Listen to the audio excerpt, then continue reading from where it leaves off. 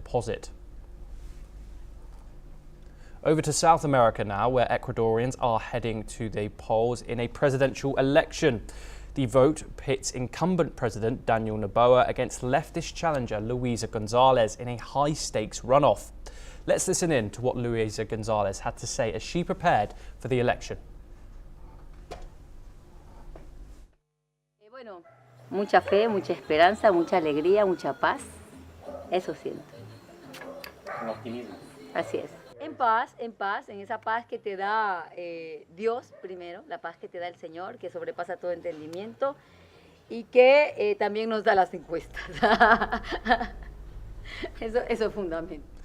Noboa won the first round in February but fell short of an outright victory.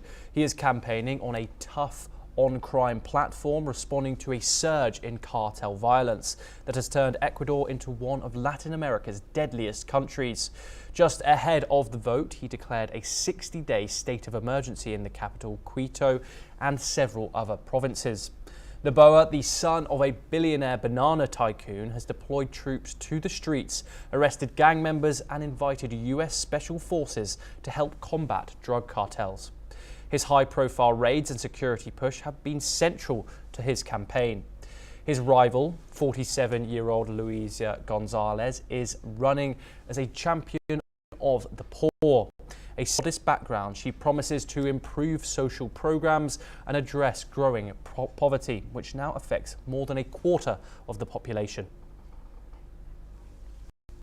Once again returning to Africa, where Tanzania's top opposition party, Chama has been officially disqualified from contesting in this year's elections. The country's election commission says the party failed to sign a mandatory code of conduct, barring it from the upcoming presidential and parliamentary polls in October. They have also been barred from all by-elections until 2030. This comes just days after Chad Pandu Lissu accused of inciting rebellion and attempting to block the electoral process. Lissu was also not allowed to enter a plea and faces a possible death penalty. Chadma had earlier announced it would boycott the signing ceremony, demanding reforms to what it claims is a biased electoral system favouring the ruling party CCM. The government denies any wrongdoing or rights violations. We move to Europe, where a German Defence Ministry document reveals that many weapons from Germany have been supplied to Ukraine have technical flaws, limiting their combat effectiveness. Feedback from Ukrainian forces highlights these key issues, such as high ammunition costs, fragile systems, and complex maintenance. The PZH-2000 howitzer reportedly malfunctions. Often Leopard tanks are seen as either inadequately protected or too complex to repair quickly. Ukraine noted that many weapons require repairs in distant western Ukrainian factories, reducing their frontline availability. As the Russia-Ukraine war drags on, Germany's new administration has yet to clarify its strategy, while public frustration grows over continued military aid. The effectiveness and sustainability of Germany's support remain under scrutiny amid mounting pressure at home and on the battlefield.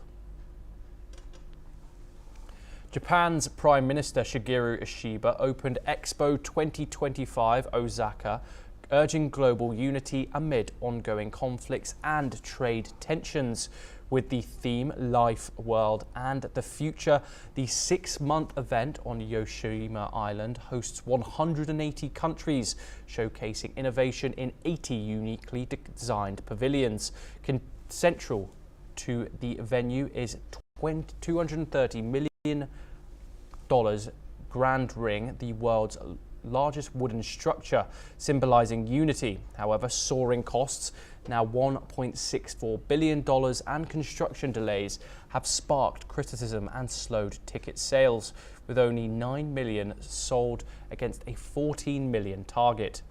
Russia is absent. A conflict-hit nations like Ukraine and Palestine faced preparation issues.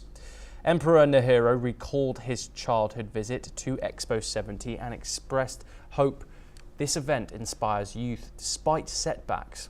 Japan aims for over 28 million. Hopes the expo will foster dialogue and connection worldwide, experiences and future-focused innovation. Thousands of Hungarians rallied in Budapest on April the 12th in a satirical protest against Prime Minister Viktor Orbán's move to ban the annual LGBTQ Pride March, organised by the satirical Two-Tailed Dog Party. Protesters wore grey and carried sarcastic banners like "Death to Colours" and "Being uniform is cool," mocking the government's stance. Orbán's Fidesz party, citing child protection, passed a law last month banning Pride, sparking national and international criticism. While Fidesz claim to defend family values, opponents say the law is part of a broader crackdown on freedoms ahead of next year's election. Protesters ironically echoed authoritarian rhetoric, with one saying he should be allowed to express himself. The Two-Tailed stated tongue-in-cheek that diversity of all problems, outweighing issues like inflation, housing shortages and poor public services, spotlighting Hungary's growing political tensions. Well, that's all we have time for. We will continue to bring you more global news updates.